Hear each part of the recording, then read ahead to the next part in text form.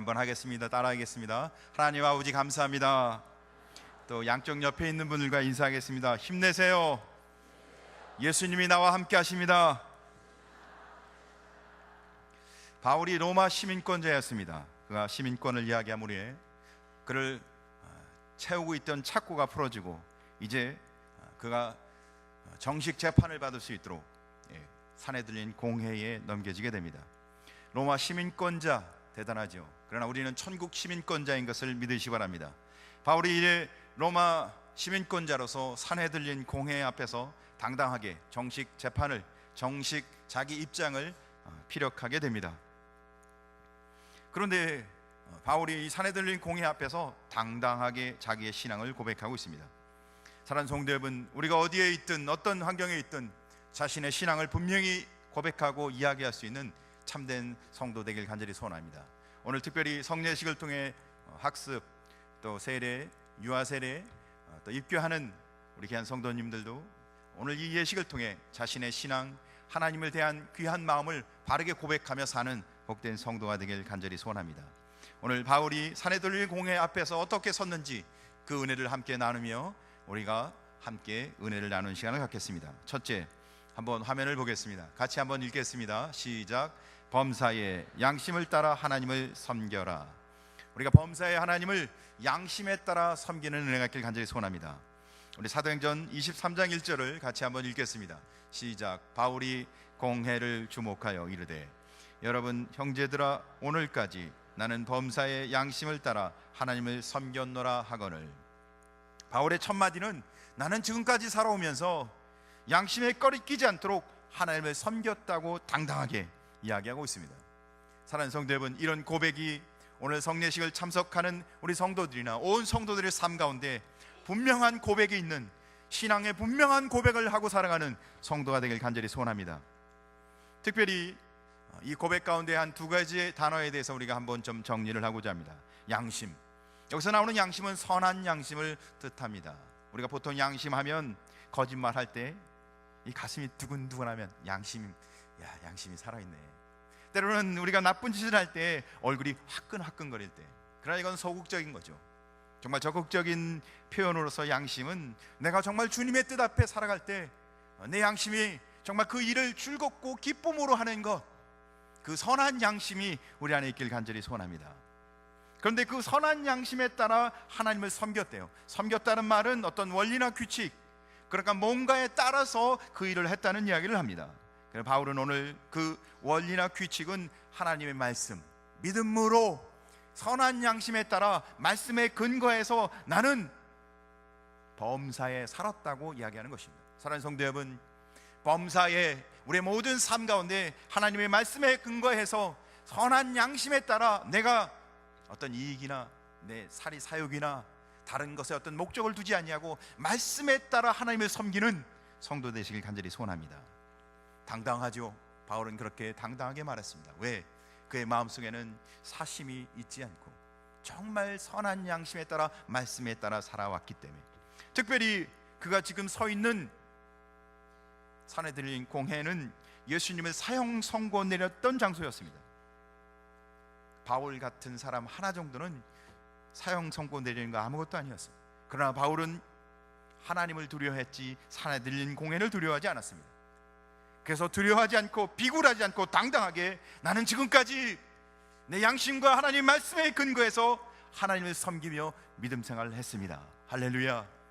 우리의 신앙 고백이 되고 우리의 삶이 되시길 주님의 이름으로 간절히 소원합니다. 그렇게 당당하게 고백하고 있을 때 오늘 성경 2절을 보니까 이렇게 기록합니다. 제가 읽겠습니다. 대제사장 아나니아가 바울 곁에 서 있는 사람들에게 그 입을 치라 명하니. 대제사장 아니야라는 사람이 있는데 바울이 이렇게 당당하게 이야기하는데 그 입을 치라고 명을 내립니다. 대제사장 아니야라는 사람이 어떤 인물인가 하고 역사가 요세푸스의 기록을 살펴보니까 그는 주후 48년에서 58년까지 대제사장으로 있었던 사람이었습니다. 그는 돈을 좋아하는 사람이었던 것 같아요. 아주 탐욕스럽고 잔인한 사람이라고 기록합니다. 그는 특별히 부정한 방법으로 돈을 많이 모았고 그 많이 축적한 돈을 고관들, 특별히 로마 고관들에게 아낌없이 뇌물을 바치는 자기 자리를 지키기 위해서, 그래서 그는 66년경 로마와의 전쟁 시에 하수도에 숨어 있다가 죽었다고 기록이 되어 있습니다. 그런 사람이랬다는 거예요. 그런데 그런 사람이 오늘 바울이 확신을 가지고 신앙을 고백하듯 나는 양심에 따라 하나님 말씀대로 섬겼노라 했을 때 그 첫 마디에 더 듣지도 않았습니다. 첫 마디에 즉시 그 입을 치라. 아나니가 왜 이렇게 화를 냈을까요? 이 사내들린 공회라는 장소는 위험이 있는 장소였습니다. 그러니까 바울이 죄가 있든 없든 중요하지 않아요. 그 장소에 섰을 때 바울은 아마 이렇게 했어야 돼요. 제가 잘못했습니다. 무조건 용서해 주십시오. 한 번만 봐주세요. 그렇게 해야 하는데 불구하고 너무 당당하게 나는 범사에 양심에 따라 하나님을 섬겼다고 말하니까 잘못 없는 것처럼 교만하게 들렸던 겁니다.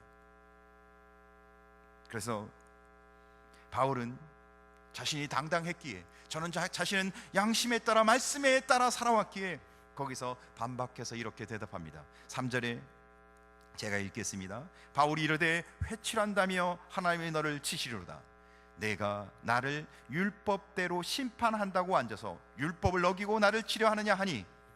그러니까 사내들린에 지금 서 있는 바울이 이 자리에 서 있는 이유는 어떻게 해요? 율법대로 절법한 정차에 따라서 지금 심판받기 위해서 서 있는데 율법을 어기고 단 한마디 말 한마디만 듣고서는 어떻게 해요? 그를 치라 이렇게 하고 있는 거예요.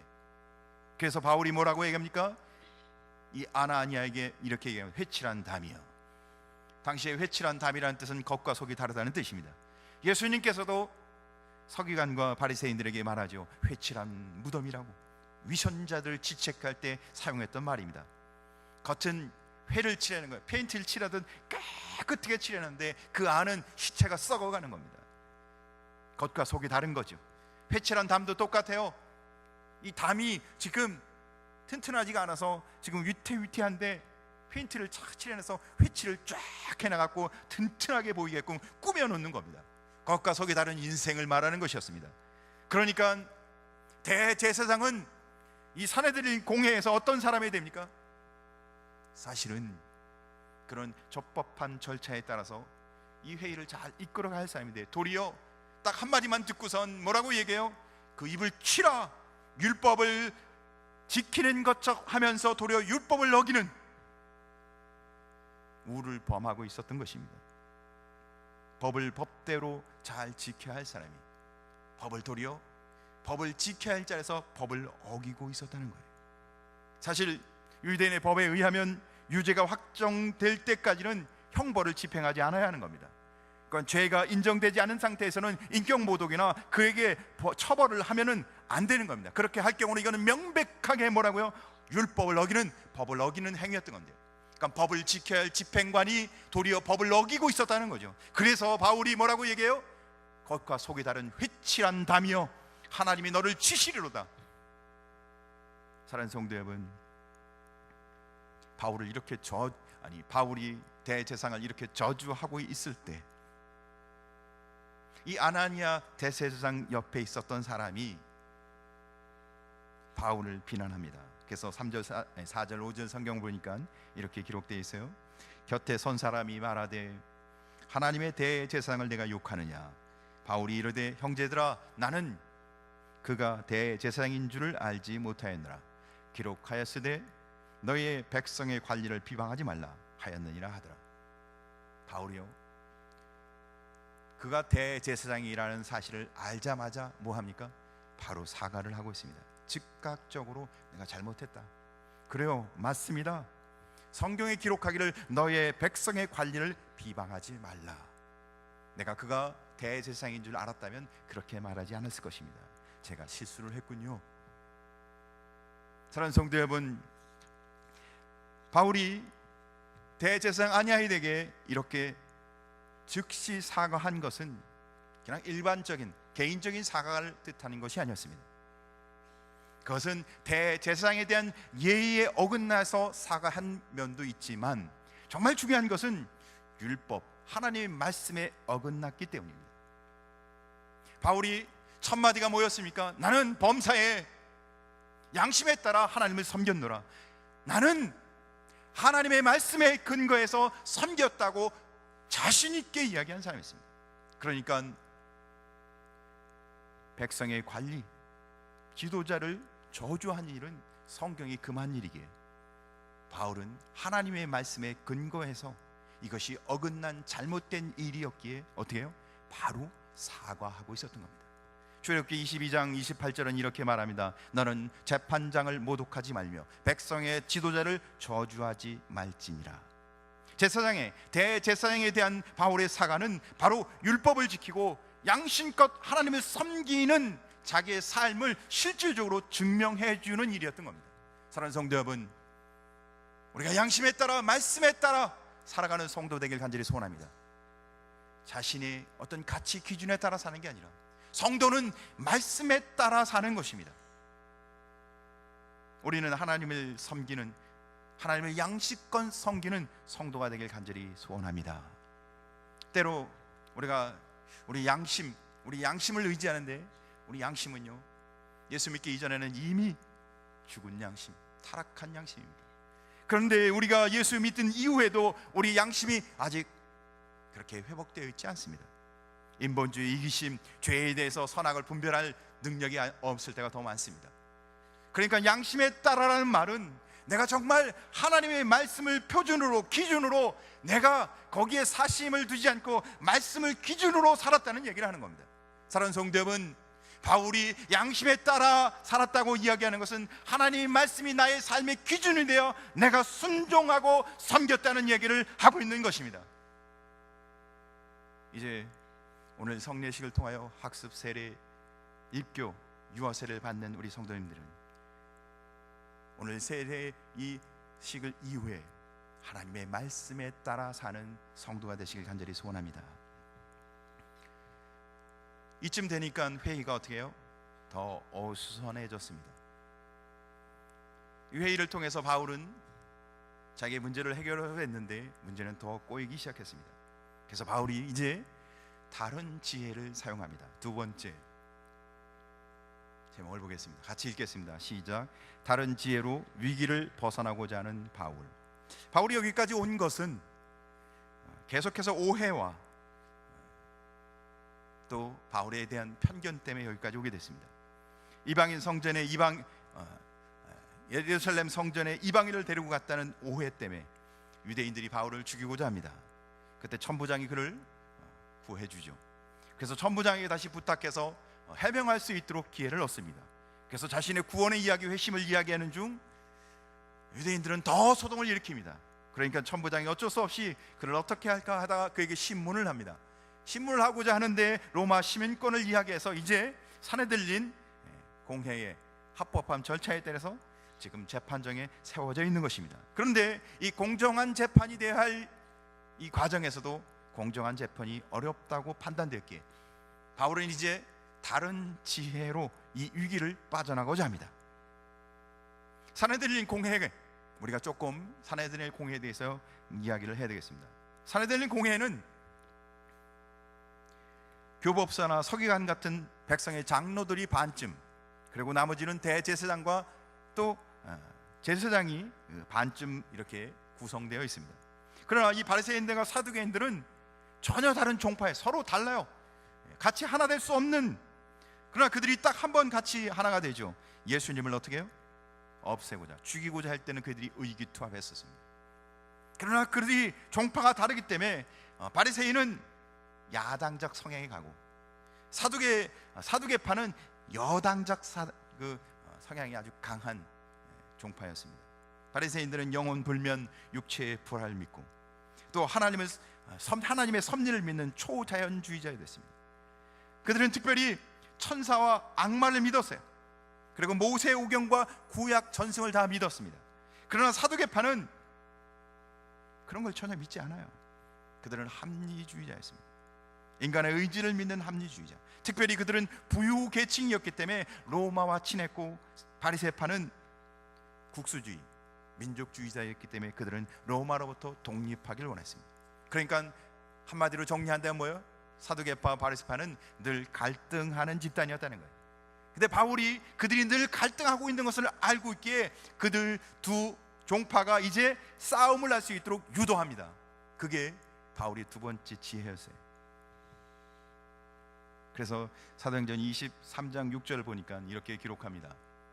바울이 그중 일부는 사두개인이요 다른 일부는 바리새인인 줄 알고 공회에서 외쳐 이르되 여러분 형제들아 나는 바리새인이요 또 바리새인의 아들이라 죽은 자의 소망 곧 부활로 말미암아 내가 신문을 받노라. 나는 바리새인이고 바리새인의 아들인데 내가 믿는 소망과 죽은 자의 소망과 부활로 말미암아 내가 이렇게 지금 어려움을 당한다 라고 말하니까 이 바리새인들이 그 이야기를 듣자마자 어떻게 해요? 큰 소리로 소리 지르고 울부짖으며 바울 편을 들기 시작하는 겁니다. 그래서 바리새파들이 어떻게 해요? 이제 이 사두개파와 격렬한 논쟁을 벌이면서 우리가 이 사람을 보니까 이에게는 악한 것이 없다. 영이나 천사들이 저에게 정말 말한다면 너희가 어떻게 할 거냐? 천사를 통해서 말하고 있다면. 그러면서 분쟁이 끝나지 않는 거예요. 더 큰 분쟁이 일어나는 겁니다. 10절에 보니까 더 큰 분쟁이 생기니 천부장이 바울이 저희에게 찢겨질까 하여 군사를 명하여 내려가 무리 가운데서 빼앗아 가지고 영문으로 들어가니라. 다른 지혜를 사용했는데 문제가 해결된 게 아니라 문제는 그대로 남고 아무것도 해결된 게 없었습니다. 바울의 지혜는 성공했을까요? 실패했을까요? 성공한 듯 하지만 자기를 돕고 자기 편을 들어주는 사람이 생겼으니까 한편으로는 성공한 듯 보이지만 실패였습니다. 바울은 그날 외로웠습니다. 정말 힘들었습니다. 어렵게 여기까지 왔는데 문제는 하나도 해결되지 않았어요. 여러분은 실패가 좋습니까? 성공이 좋습니까? 성공이 훨씬 좋죠. 그러나 실패도 거의 다 끝은 아닙니다. 사랑하는 성도 여러분, 우리 인생에 실패가 있을지라도 좌절하고 낙망하지 마시고 하나님의 섭리가 있는 줄 믿으시길 주의 이름으로 간절히 소원합니다. 성공했다고 해서 늘 좋은 쪽으로만 가는 게 아닙니다. 실패했다고 늘 나쁜 쪽으로만 가는 것이 아닙니다. 실패한 가운데도 하나님이 그 안에서 역사하시고 우리를 인도하시는 하나님의 은혜가 있어요. 때로는 우리를 더 겸손케 하고 더 인내를 배우게 하시고 하나님이 우리에게 더 하나님 앞에 나와 하나님을 의지하게 하시고 하나님의 뜻이 무엇인지 기도하게 하시고, 사랑하는 성도 여러분, 실패했을지라도 어려움이 생기고 고난이 생기고 외로운 인생의 결론으로 자꾸 몰아갈지라도 하나님이 나와 함께 하심을 포기하지 않고 실패 중에서도 하나님을 만나는 은혜가 있길 간절히 소원합니다. 세 번째, 한번 제목을 같이 읽겠습니다. 시작. 그날 밤에 주께서 바울 곁에 서서 이르시되 담대하라. 그렇게 실패했다고 이제는 방법이 없는 것 같이 낙망하고 있을 때 사도행전 23장 11절 보니까 이렇게 기록하고 있습니다. 그날 밤에 주께서 바울 곁에 서서 이르시되 담대하라.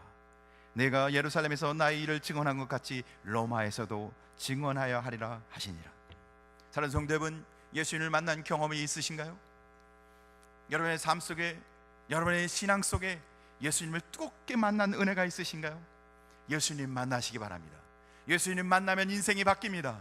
예수님 만나면, 예수님 찾으면 주님이 은혜 부어주실 줄 믿으시기 바랍니다. 사랑하는 성도 여러분, 주님 앞에 간절히 구하고 찾으십시오. 주님 만나면 인생이 바뀝니다.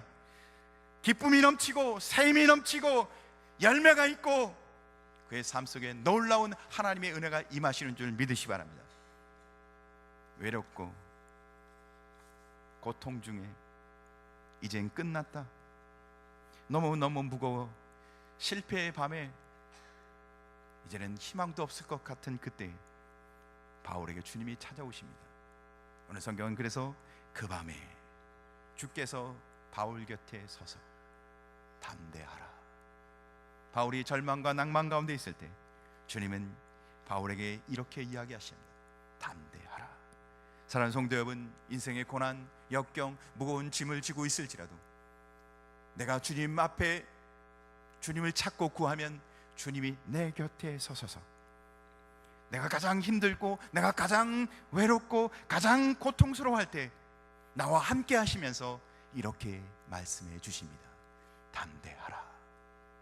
사랑하는 성도 여러분, 이 음성이 들려지고 주님이 내 곁에 서서 이렇게 말씀하시는 은혜가 보여지는 영안이 열리시기를 주의 이름으로 축복합니다.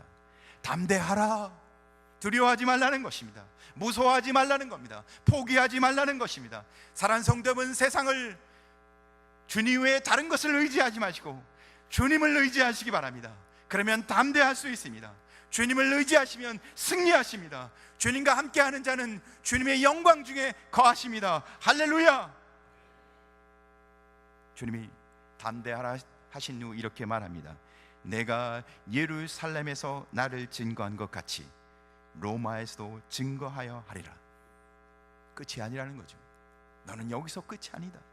내가 너와 함께하고 내가 갖고 있는 비전과 동행하고 내가 갖고 있는 꿈과 함께 하시겠다고 말씀하고 있습니다. 주님이 확인해 주시고 계신 겁니다. 사랑하는 성도 여러분, 하나님의 말씀을 통해 주님의 음성을 듣는 중에 믿음과 신앙에서 확신 가운데 거하여 신앙으로 승리하는 성도 되길 주님의 이름으로 축복합니다. 산에 들린 공회에 섰던 바울, 그는 이렇게 시작합니다. 나는 하나님 앞에 선한 양심으로 말씀대로 섬기며 살았습니다. 그는 억울해도 힘들어도 하나님의 말씀대로 살고자, 그런데 막상 그의 삶 속에는 늘 성공, 승리만 있지는 않았어요. 실패, 낙심, 때로는 우리가 신앙생활하며 말씀대로 살고자 하는데도 불구하고 실패와 낙심이 있을 수밖에 없다는 겁니다. 그때마다 주님의 음성을 듣는 성도 되시길 주의 이름으로 축복합니다. 주님이 내 곁에 서서 담대하라. 내가 너와 함께 하겠노라. 이 음성을 듣고 새 힘을 얻어서 믿음과 신앙으로 말씀대로 선한 양심에 따라 하나님을 섬기는 성도 되시길 주님의 이름으로 소원합니다. 기도하겠습니다.